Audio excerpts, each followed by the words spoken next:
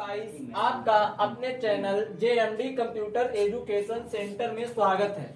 आपको आज हम कंप्यूटर का नया टॉपिक कंप्यूटर जनरेशन, जिसका मतलब होता है कंप्यूटर की पीढ़ियां, मतलब आपके कंप्यूटर का किस जनरेशन में निर्माण हुआ, वो हम आपको डिटेल में जानकारी देने जा रहे हैं। जिसमें आपका सबसे पहला आता है फर्स्ट जनरेशन।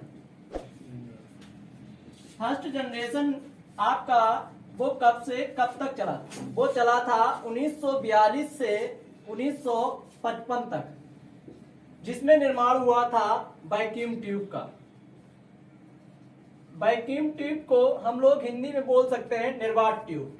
निर्वात ट्यूब, इसी में आपका निर्माण हुआ था बाल्ब का। बाल्ब के बाद इसी में आपका निर्माण हुआ था कीबोर्ड का।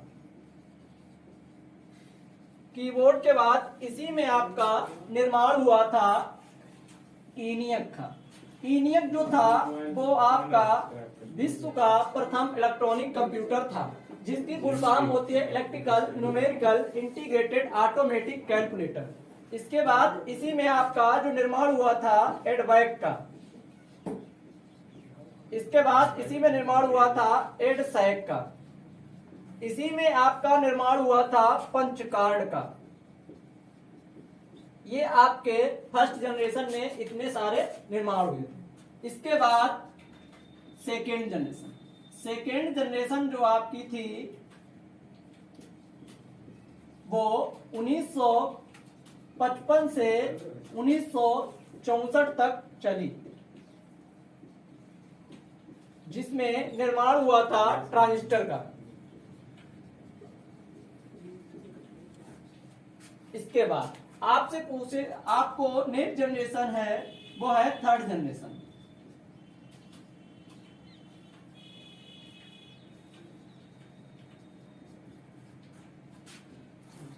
थर्ड जनरेशन है वो 1965 से 1975 तक चली, जिसमें निर्माण हुआ था आईसी। आईसी का मतलब होता है इंटीग्रेटेड सर्किट। इंटीग्रेटेड सर्किट है, जिसको हम लोग अपनी भाषा में बोल देते हैं चिप। आपको पूछता है कि कोई भी आपसे पूछ सकता है जानकारी के लिए, जो चिप होते हैं वो किसके बने होते हैं? चिप जो बने होते हैं वो हमारे बने होते हैं सिलिकॉन के।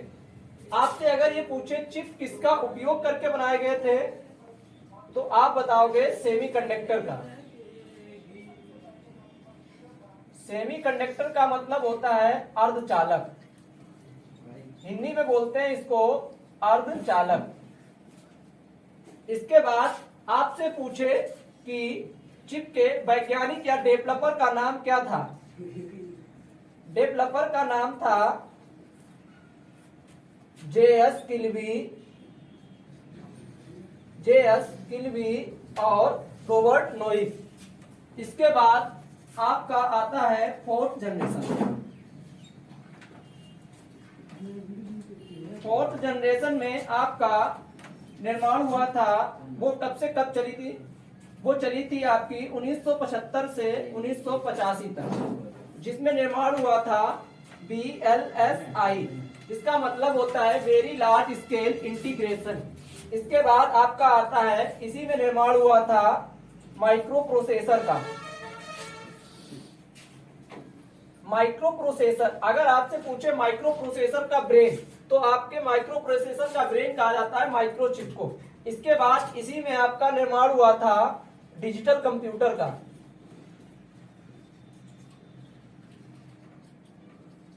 डिजिटल कंप्यूटर के बाद इसी में आपका निर्माण हुआ था IBM का।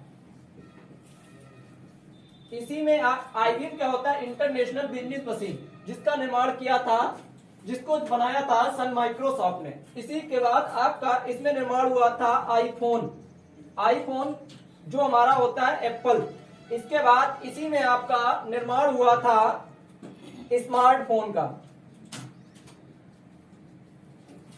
इसके बाद इसी में आपका निर्माण हुआ था नेटवर्क का।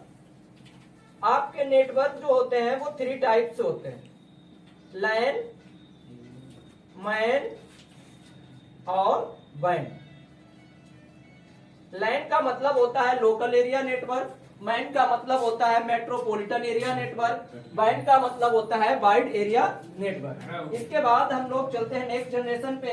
नेक्स्ट जनरेशन जो है वो हमारी 5th जनरेशन है, जिसका मतलब होता है 5वीं पीढ़ी।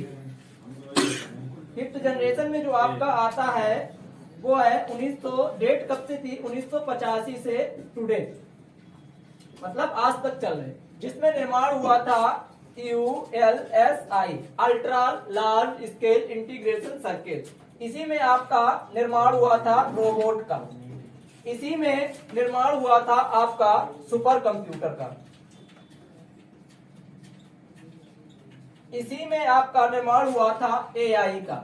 AI को बोलते हैं आर्टिफिशियल इंटेलिजेंस। आर्टिफिशियल इंटेलिजेंस को हिंदी में हम लोग बोल सकते हैं कृत्रिम बुद्धिमत्ता।